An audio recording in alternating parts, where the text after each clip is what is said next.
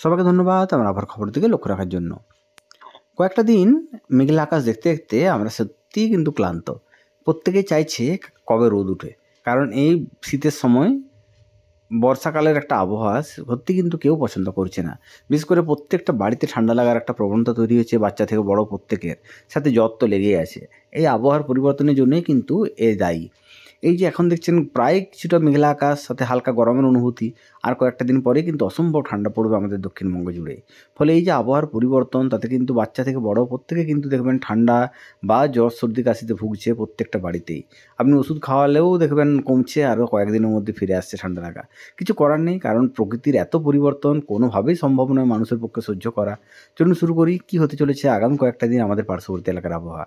আগামীকাল অর্থাৎ মঙ্গলবার দিন, আগামীকাল সকালবেলায় কিন্তু আকাশ থাকবে প্রধানত মেঘলা। বিশেষ করে ২-৩টে জেলা বলি, পুরুলিয়া, বাঁকুড়া, পশ্চিম মেদিনীপুর, ঝাড়গ্রাম। এই ৪টে জেলাতে কিন্তু সকালের দিকে আকাশ থাকবে প্রধানত কুয়াশাচ্ছন্ন বা মেঘলা। বেলা বাড়ার সঙ্গে সঙ্গে কিন্তু আস্তে আস্তে আকাশ পরিষ্কার হতে শুরু করবে।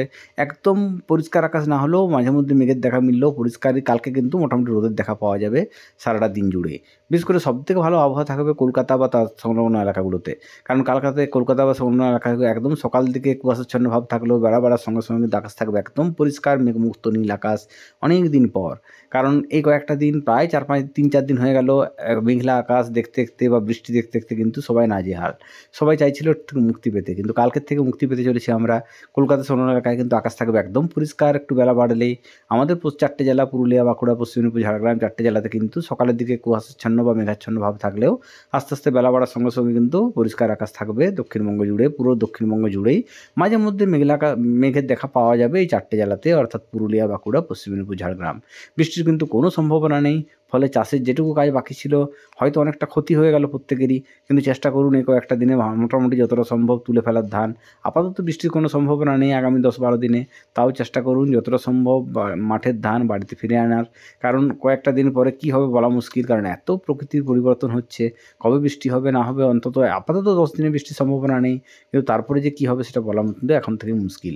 অবশ্যই জানাবো আগের থেকে কী হয় কি না হয়, কারণ আগের থেকে বলে গেছিলাম প্রথম থেকেই নভেম্বরের লাস্টে কিন্তু নিম্নচাপের সম্ভাবনা, এবং তাই ঘটেছে।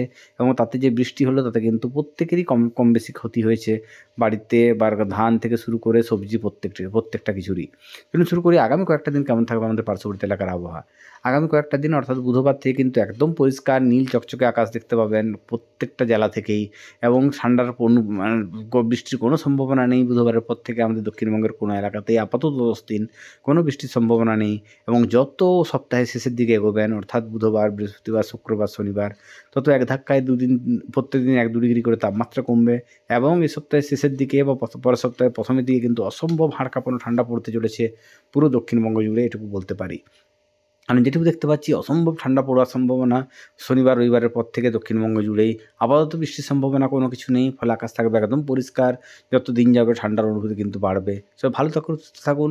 আর এই আবহাওয়ার পরিবর্তনে নিজের থেকে শুরু করে নিজের বাড়ির সবাইকে সুস্থ রাখার চেষ্টা করুন। আজকের মতো চললাম, সবাইকে শুভরাত্রি।